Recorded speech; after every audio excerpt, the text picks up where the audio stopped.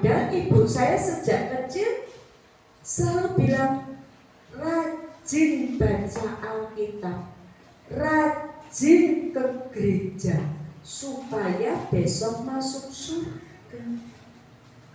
Setelah saya mempelajari Alkitab saya cari ayatnya.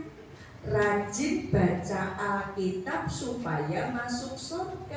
Nggak ketemu ibu, nggak ada. Padahal ibu saya bilang rajin baca Alkitab supaya masuk surga. Ibu saya usianya 80 ibu. Sampai sekarang masih menginjili. Ibu saya mulai aktif menginjili tahun 75-an. Kalau berangkat menginjili jam 9 pagi, nanti pulangnya jam 4 sore baru pulang. Kalau berangkatnya jam 4 sore, nanti jam-jam 11 malam baru pulang. Ya. Itu kalau mau berangkat sore, ibu selalu bilang, nanti jam 9 bubuk, belum tidur, baca Alkitab dulu. Sudah dipersiapkan sama ibu saya apa yang mesti kami baca. Ya. Ibu saya bilang kami udah tidur. Besok pagi kami dibangunkan, ibu saya tanya, kemarin baca Alkitab enggak?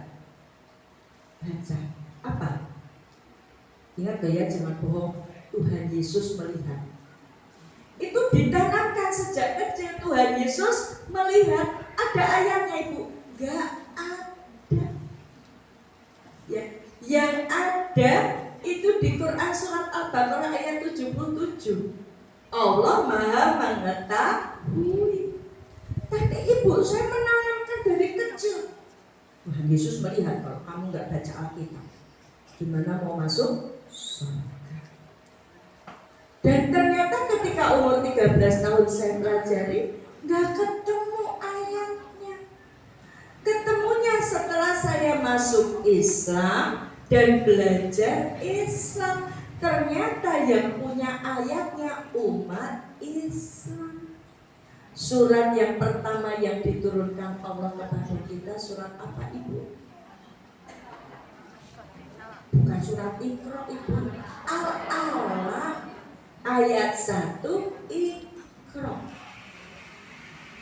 Surat yang pertama yang diturunkan Al-Alaq ayat 1-nya ada perintah baca. Tapi tidak sekedar membaca, dengan menyebut nama Tuhanmu. Ada perintahnya. Nah, sampai diciptakan lagu Tobati, maca Quran sama. Nah, itu dulu. Sekarang setelah ada HP Android, lagunya ganti. Tobati itu maca WhatsApp sak ngantuk. Kalau HP-nya belum berhenti itu saya, padahal enggak kan? Enggak beda, sama saja. Nah ini tantangan kita ibu. Ujian, kita diberi kemudahan komunikasi, tapi diuji sama Allah. Diuji apa?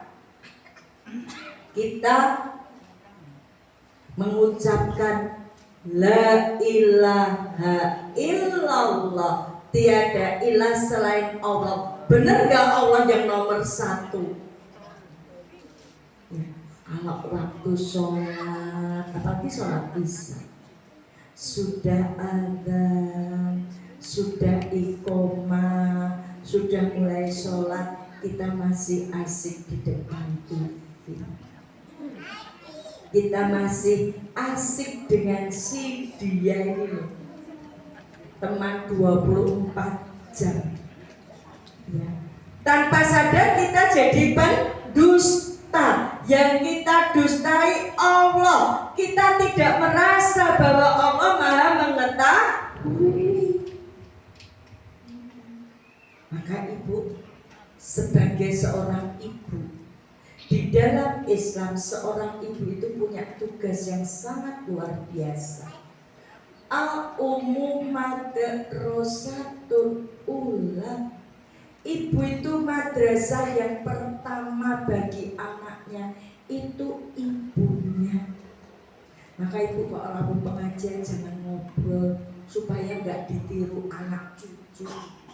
Kalau ibu-ibu di pengajian ngobrol terus ada anak-anak, oh umiku, nenekku tuh kalau pengajian ngobrol. Karena kita ini madrasah buat anak kita. Di samping itu kembali lagi di dalam buku Akhlak Islam ini, Akhlak mendatangi sebuah majelis. Ketika ada orang bicara, kita tidak boleh bicara sendiri.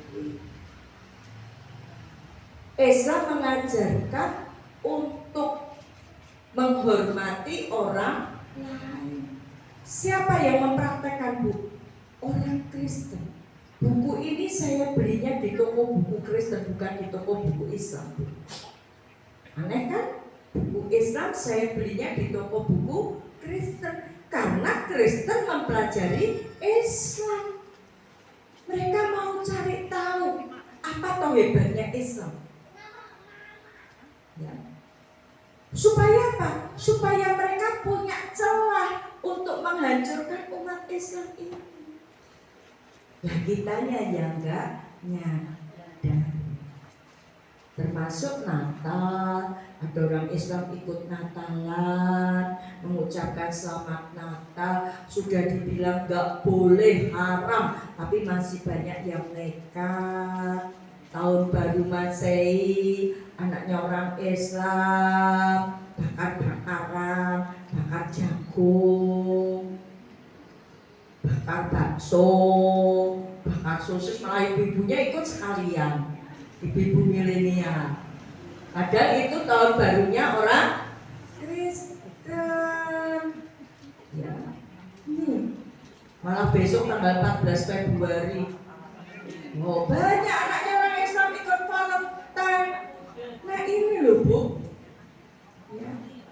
Maka pentingnya kita ini memahami Al-Quran dan Al-Hadis. Ibu saya bilang rajin ke gereja supaya besok masuk surga. Gak ada alasan ibu tidak pergi ke gereja. Saya bilang rajin pergi ke gereja. Ada ayatnya kok, tadi membaca nggak ketemu. Sekarang ayatnya ibadah ketemu, Bu.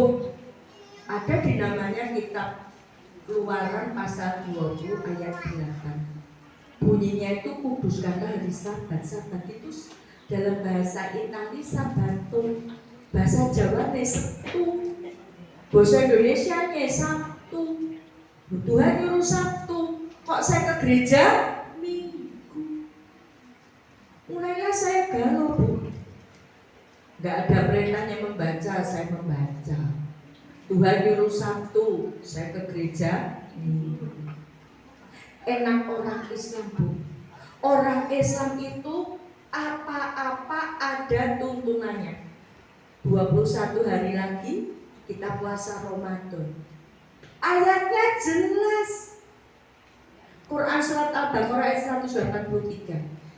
Ya ayyuhalladzina amanu kutiba alaikumusiyam kama kutiba alal ladzina min qablikum la'allakum tattaqun. Ada perintah puasa, hasil dari puasa itu jelas supaya kamu jadi orang takwa. Orang takwa itu bagaimana? Jelas. Hadiah untuk orang takwa itu apa? Jelas. Desa serba jelas. Kalau tak jadi tidak jelas, ya karena orangnya yang tidak mau belajar Islam. Kan sekarang banyak yang nggak jelas. Puasa cuma ujung awal sama ujung akhir, tengahnya bolong. Terutama anak-anak muda. Maka tugas kita sebagai ibu mengingatkan anak kita. Ya, saya dulu sebelum purna tugas saya guru di sebuah SMK. Bukan guru matematika atau guru bahasa Inggris, saya guru praktek listrik. Ya, murid saya sebagian besar laki-laki. Ya, kalau bulan Ramadan saya tanya murid saya, pagi ini siapa yang tidak puasa? Itu setengah lebih, Bu. Padahal Islam semua setengah lebih nggak puasa. Kenapa kamu nggak puasa? Tadi pagi nggak bangun sahur.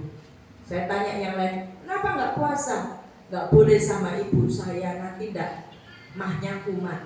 Ada lagi, nggak boleh sama ibu saya, nanti tifus saya kumat. Saya tanya, puasa itu perintahnya ibu apa perintah Allah? Perintahnya Allah lah, kok kau manut ibumu?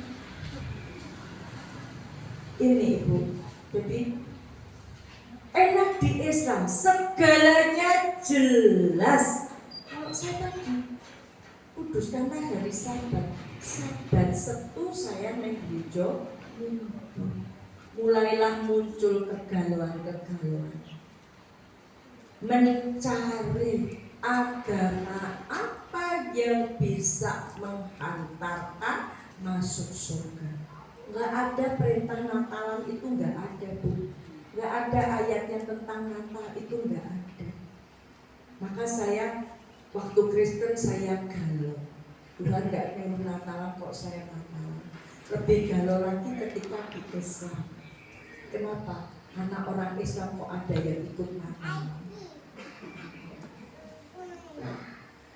Galau mencari mulai umur 13 tahun. Agama apa yang bisa mengantarkan masuk surga? Tanya sana, tanya sini, diskusi sana, diskusi sini, tidak ada yang bisa menjawab. Sementara saya galau dengan agama saya, tapi saya bisa mempengaruhi teman-teman saya Islam. Teman saya Islam yang tadinya rajin sholat, rajin ke masjid, setelah bergaul dengan saya nggak sholat ibu. Saya SD SMP di sekolah Katolik, SLTA saya sekolah di sekolah negeri. Di kelas saya cantik sendiri, karena saya sekolahnya STM, jurusannya listrik, jadi saya cantik sendiri.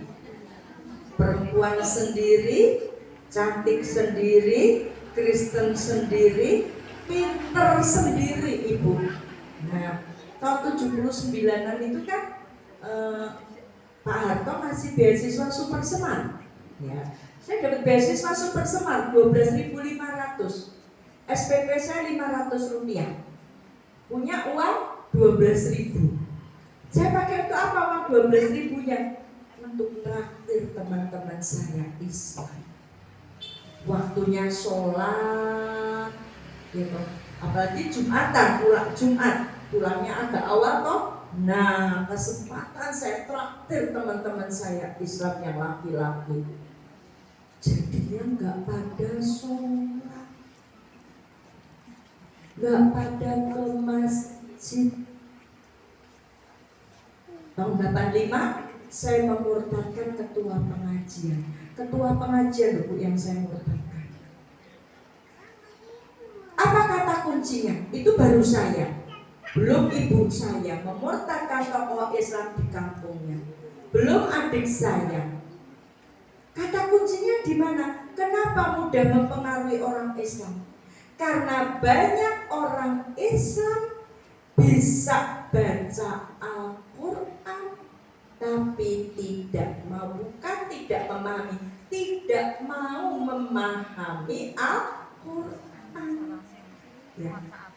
Seperti yang Bapak Ketua Takmir Masjid tadi bilang, bawa catatan. Saya sampai sekarang ibu, sampai sekarang saya masih ngaji ibu, masih ikut kajian. Saya baca catatan ibu.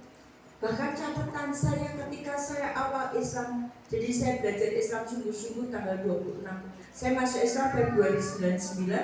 Saya mempelajari Islam sungguh-sungguh tanggal 26 September tahun 2003. Catatan saya masih ada. Saya masih ingat betul, namanya Ustadz Mu'in.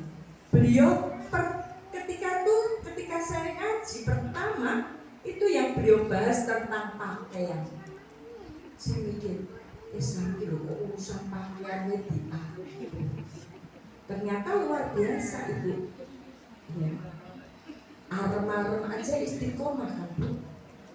Bu tahu arem-arem? Istiqomah dari saya kecil sampai saya dewasa, bungkusnya rapat ya Bu ya. Ibu mau arem-arem bungkus separoh? Mau arem-arem bungkusnya daunnya jebrot?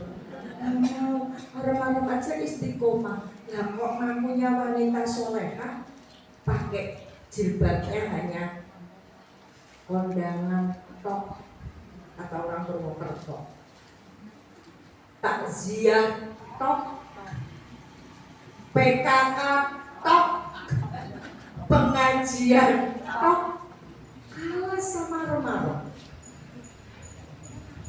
Ya nggak Bu? Itu aja ada yang maaf jangan tersinggung. Ayat Al-Quran loh. Ya, kalau marah sama Allah karena ayatnya di Al-Quran, jangan marah sama saya. Salah kalau marah sama saya. Ya. Malah ada sudah pakai jilbabnya hanya kondangan, takziah, PKK, pengajian. Kalau kondangan pakainya jilbab bunuh diri. Lu tahu jilbab bunuh diri? Iket-iketan bilang. Padahal ayatnya julurkan jilbabmu. Quran surat Al-Ahzab ayat 59 loh Bu. Ya kalau marah jangan marah sama saya loh. Ayat Al-Qurannya ada loh. Berarti kalau nggak mau terima marahnya sama Allah loh ya. Ayatnya julurkan jilbabmu ke dadamu. Quran surat An-Nur ayat 31. Dadanya itu disebut. Kenapa Bu? Kalau laki-laki punya tapi nggak fungsi Bu, hanya untuk hiasan. Tapi kalau perempuan ada fungsinya Bu. Dan bentuknya beda sama laki-laki. Kalau laki-laki itu papan sejahtera lurus. Kalau perempuan, wadah yang gedenya kayak atas bangkok. Maka dengkutan pakalenya disuruh nutupin Bu. Lah saya sudah tua Bu. Lah Bu, ada nenek-nenek umur 78 tahun diperkosa Bu. Ada nenek-nenek umurnya 78 nikah sama anak umur 28 tahun. Dan anak lakinya sayang banget sama si nenek. Ya. Jadi gak berlaku Bu, kata orang sekarang zaman edan. Anak muda aja doyan sama nenek-nenek. Makanya luar biasa Al-Quran ini mengatur seluruh kehidupan kita supaya kita selamat di dunia, bahagia di surga. Ini loh Bu. Saya mencari dan mencari, tanya sana, tanya di sini, diskusi sana, diskusi sini. Anehnya teman saya yang Islam yang harusnya mendakwai saya justru ngikut saya. Orang bingung kok diikuti itu yang bodoh yang mana Bu? Sama bodohnya. Sampai di puncak, kata anak muda, puncak kegalauan saya udah nggak pernah ke gereja Ibu. Karena kok ke gereja bingung. Ya. Kalau orang Islam jelas, Qul huwallahu ahad, katakanlah dialah Allah yang Maha Esa. Esa itu satu. Waktu saya masih Kristen bingung. Kemarin waktu saya ngisi di Kedung Ringin ya Ustaz ya. Jomblang ya. Jomblang itu ada mu'alaf Hindu. Ya. Mereka yang Hindu tuh dulu nyembahnya Brahma, Siwa, Vishnu. Kalau waktu saya masih Kristen, Allah Bapa, Putra, Roh Kudus, sama bingung. Enak jadi orang Islam satu. Yang satu tuh maha segala. Ya. Bingung saya nggak pernah ke gereja. Kristen nggak pernah ke gereja, Kristen enggak, Katolik enggak. Kebetulan saya waktu remaja punya pacar Hindu. Saya belajar Hindu juga Ibu. Karena apa? Karena saya mau menarik pacar saya yang Hindu masuk Kristen. Makanya saya belajar Hindu.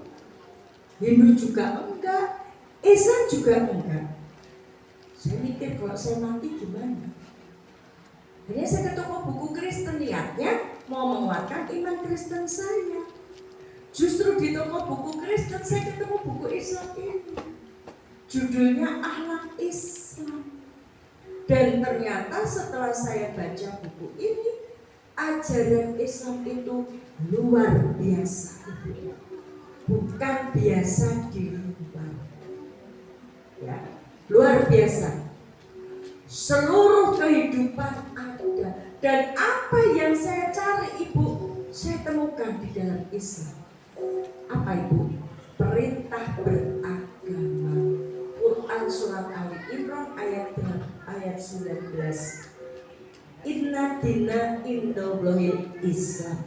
Agama milik Allah itu Islam. Indallah, milik Allah itu Islam. Pantesan saya cari di Alkitab Kristen nggak ketemu, di Alkitab Katolik nggak ketemu, di kitabnya orang Hindu nggak ketemu. Ternyata milik Allah Islam. Saya tanya sama ustadzah yang saya ajak diskusi, nah saya Kristen terus bagaimana ustadzah? Dijawab dari Quran surat Ali Imran ayat 85. Wa may yabtaghi ghairal islami dina fala yuqbala minhu wa huwa fil akhirati minal khasirin. Barang siapa mencari agama selain Islam, apa firman Allah? Sekali-kali tidak diterima darinya. Selain Islam ditolak sama Allah. Saya bilang sama ustadzah tadi, namanya Ustadzah Lucy, ustadzah saya nggak Islam, terus bagaimana? Ya berdasarkan ayat ini ditolak. Padahal saya sudah baik loh sama orang Islam. Teman saya Islam saya traktir, kan baik saya, sampai nggak pada sholat. Ya kan baik saya. Ya ditolak Bu Dewi. Kenapa? Karena milik Allah hanya Islam. Akhirnya Februari 99 saya masuk Islam, Bu. Saya mencari mulai umur 13 tahun. Saya mendapatkan buku ini di umur 37 tahun. Berarti 24 tahun saya mencari sebuah kebenaran. Dan ternyata ajaran Islam itu luar biasa. Bukan biasa di luar. Ya. Maka kalau selain Islam ditolak Allah, berarti yang dapat jaminan surga itu hanya yang Islam. Maka Allah mengingatkan di dalam Quran surat Ali Imran ayat 102, wala tamutunna illa wa antum muslimun. Jangan sampai kamu mati melainkan dalam keadaan Islam. Berarti harus Islam sampai mati. Ya. Harus Islam sampai mati. Yang Islam sampai mati bukan KTP-nya, tetapi orangnya yang melaksanakan ajaran Islam ini di dalam kehidupannya sehari-hari. Berarti apa? Berarti kita yang Islam sudah dapat jaminan surga. Tetapi surganya nggak diobral, dites dulu sama Allah. Layak nggak saya dan panjenengan masuk surga? Apa tesnya? Diberi ujian sama Allah. Ada yang diuji sakit, ada yang diuji ekonomi, ada yang diuji anak, rumah tangga, pekerjaan, keluarga, relasi kerja, dan lain sebagainya. Ujian yang Allah berikan. Kenapa diuji Allah? Karena Allah mau melihat ya, keimanan kita. Allah mau melihat bagaimana ketaatan kita sama Allah. Bu, di YouTube itu beberapa hari yang lalu saya melihat bukan di tambang, tapi orang nyari emas di sungai, Bu. Ya, ada sungai, kemudian ibu itu dia menggali parit sampai dalam, dia gali, dia dapat pasir banyak sekali. Kemudian dia sambil berlari bawa ke sungai, pasir itu diayakin gini Bu, sampai akhirnya dapat emasnya cuma segini Bu. Padahal pasirnya tadinya banyak banget, dapat emasnya segini. Bayangkan, tadi dia kerja keras, dapat banyak, setelah diayakin tinggal sedikit. Begitulah kita, banyak Islamnya, diayakin Allah, diberi ujian, ada yang jatuh karena gak tahan, takut miskin, takut gak punya suami, takut gak punya pekerjaan, ditinggalkan Islam, murtad. Padahal kalau orang Islam murtad mati kafir, Allah memberi info di dalam Quran surat Al-Bayyinah ayat 6. Innalladzina kafaru min ahlil kitabi wal musyrikina fi nari jahannama khalidina fiha ulaika hum syarrul bariyah. Sesungguhnya orang kafir dan orang musyrik neraka jahanam tempatnya, mereka kekal di dalamnya dan mereka seburuk-buruknya makhluk. Saya ibu setelah mendapatkan Quran surah Ali Imran ayat 19, Ali Imran ayat 85, Quran surat Ali Imran ayat 102, saya kemudian Februari 99 saya memutuskan masuk Islam. Jadi bulan ini saya ulang tahun ke-26 umur keislaman saya. Umur keislaman saya alhamdulillah sudah 26 tahun. Diuji gak sama Allah? Ujiannya luar biasa. Saya masuk Islam, saya sudah kehilangan harta. Tahun 2003, Agustus 2003, ibu saya bilang, nekat Islam apa balik Kristen? Saya bilang nekat Islam. Apa kata ibu saya? Nekat Islam, kembalikan seluruh pemberian kami sejak kamu lahir selain air susu ibu. Di total dari 13 Oktober 62 sampai Agustus 2003 dan harus saya kembalikan. Saya sudah berani bersyahadat asyhadu alla ilaha illallah, saya bersaksi tiada Tuhan selain Allah. Saya sudah berani mengucap kalimat la ilaha illallah, tiada ilah selain Allah. Berarti Allah nomor satu, bukan harta saya. Saya kembalikan harta orang tua saya. Dan janji Allah luar biasa. Padahal siapa menolong agama Allah, Allah akan menolongnya. Jadi kalau di dalam kehidupan kita banyak masalah, banyak persoalan, tolong agama Allah agar Allah menolong kita. Quran surat Muhammad ayat 7 tadi. Dan siapa menolong agama Allah, Allah akan menolongnya. Saya dulu ibu setiap Selasa dan Kamis didoakan orang tua saya supaya sakit, supaya melarat. Nanti kalau sakit melarat kan balik Kristen. Kok yo kata orang Solo dilalah, tambah hari tambah kuru ganda daging.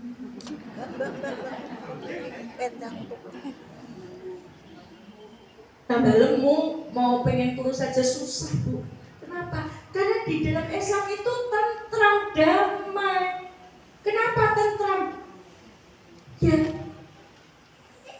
janji Allah ditepati, yang nolong agama Allah, Allah menolong.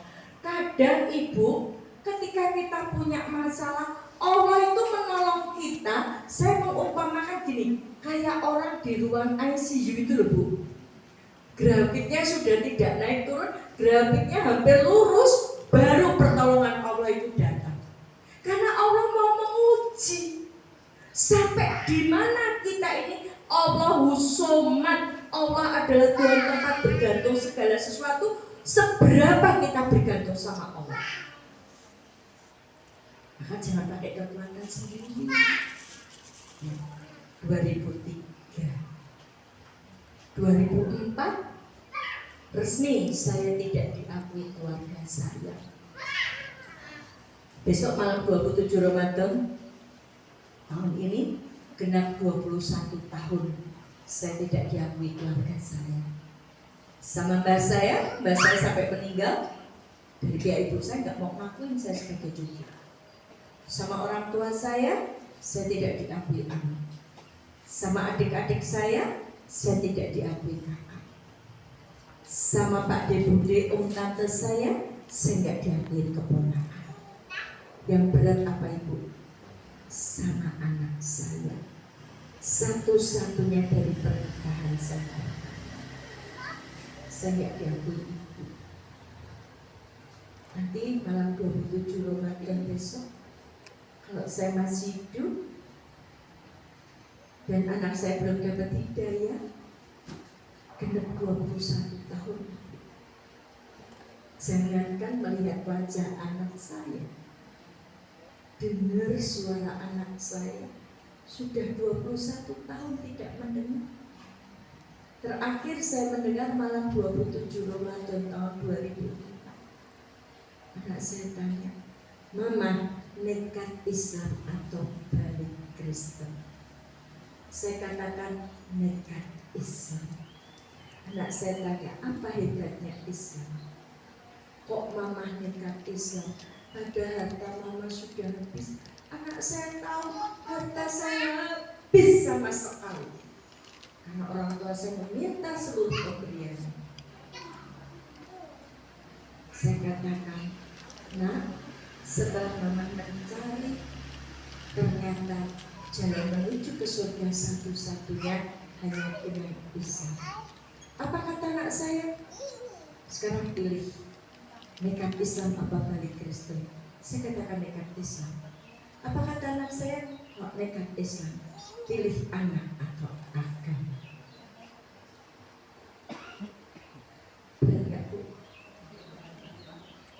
Kalau kita meletakkan cinta di tempat yang benar, cinta pada Allah, oke, kelihatannya berat.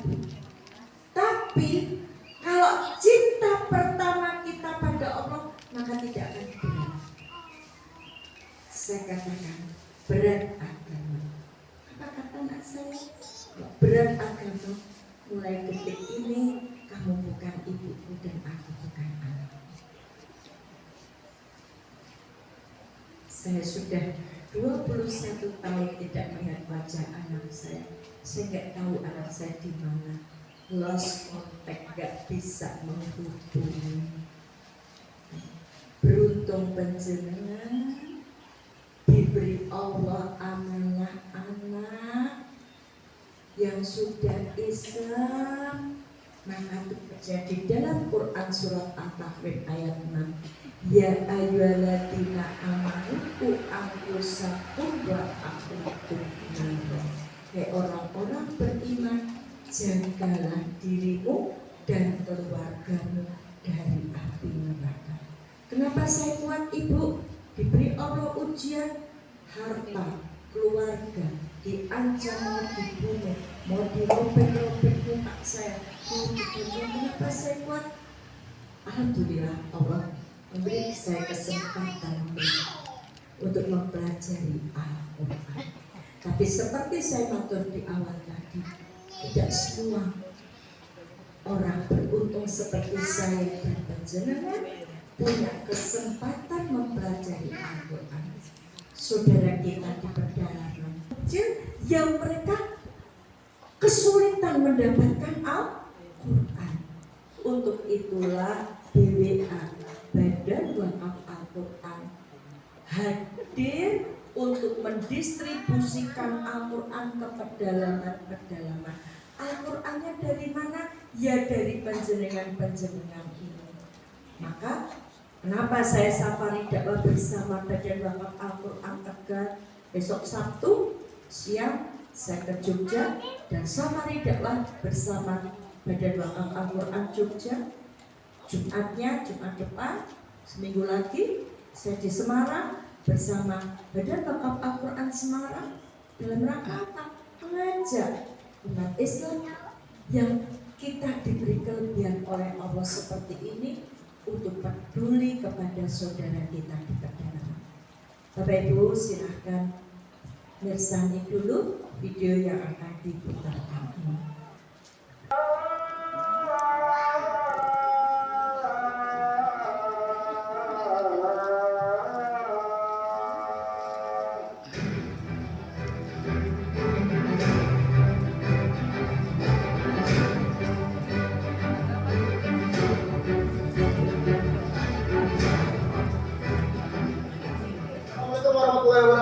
Sahabat wakaf semua, saat ini tim BWA bersama Pak Babin akan menuju desa Sungai Lisai. Kita di sana akan distribusi Al-Quran. Sungai Lisai ini merupakan salah satu desa yang ada di pelosok Kabupaten Lebong. Ikuti terus perjalanan tim BWA untuk membagikan Al-Quran ke seluruh pelosok Indonesia.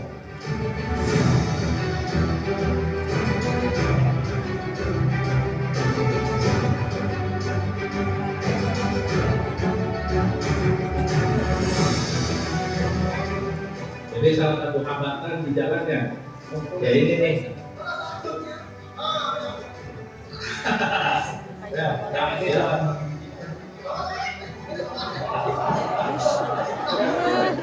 Hampir aja nih, kawan kita jatuh sungai. Jadi memang salah satu hambatan kita itu kalau masuk ke pedalaman, ya seperti ini salah satunya. Belum lagi kayu-kayu itu pada muncul dari dasar sungai. Jadi memang perlu kehati-hatian dan tingkat resikonya juga besar ya.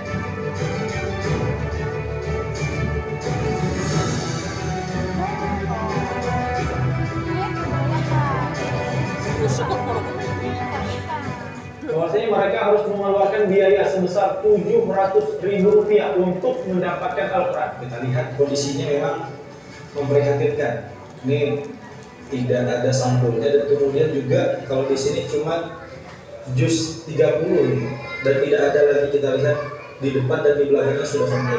Insya Allah Quran yang ada ini akan kita ganti dengan Al-Quran dari amanah daripada wakif BWA. Sahabat wakaf yang insya Allah dirahmati Allah, siang ini saya Ibu Dewi Purnamawati bersama tim Badan Wakaf Al-Quran Solo Raya dan Jakarta. Kami sedang ada di Desa Mongkrong, desa terakhir sebelum puncak Merbabu, kecamatannya Ampel, kabupatennya Boyolali. Di mana di daerah Boyolali itu banyak terjadi pemurtadan, banyak sekali mereka-mereka yang berusaha mempengaruhi masyarakat untuk meninggalkan Islam. Maka sebelum itu terjadi, kami mengantisipasi dengan mengirimkan Al-Quran. Kali ini kita sedang menempuh perjalanan menuju desa Borungai, desa Sementai, kecamatan Sepau. Alhamdulillah tadi kita dari Kabupaten Sintang setelah melakukan perjalanan selama 3 jam dan kondisi jalannya ya seperti ini. Seperti apa waktu semua lihat bahwasanya rintangannya ya ini jalan yang berubah. Oleh para mualaf yang kita berjumlah 17 orang yang dimana kita akan melakukan berbagai kegiatan di sana. Ya, yang pertama adalah melakukan asyhadu an la ilaha illallah, melakukan sunatan masal untuk para mualaf tadi. Kemudian kita akan melakukan pembagian zakat. Tak lupa yang penting bahwasanya kita kesana itu akan membagikan Al-Quran.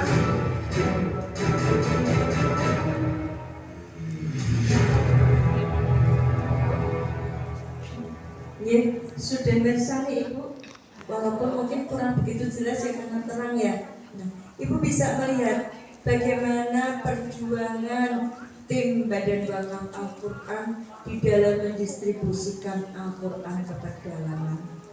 Ya, jalan yang dilewati begitu sulitnya. Sementara saudara kita di pedalaman betul-betul sangat membutuhkan Al-Quran itu. Saudara-saudara kita di Papua, mereka yang sudah bersahadat, mereka sudah sahadat, mereka sudah pakai busana muslim. Ya, yang mensahadatkan Ustadz Fadlan Garamatan, Ustadz Sabun Mandi, karena berdakwahnya dengan mengajari orang pedalaman mandi. Ya, nah, tinggal apa kekurangannya Al-Quran. Ya. Papua membutuhkan 200.000 Al-Quran, 50 buku Iqra, rencananya bulan April nanti akan dikirim ke Papua. Oleh sebab itu siang hari ini saya mengajak Bapak Ibu di Masjid Muhajirin ini, mumpung ini masih bulan Saban, hari Jumat lagi, ya. Saya mengajak ibu-ibu, Bapak Ibu untuk kita sedekah dalam bentuk wakaf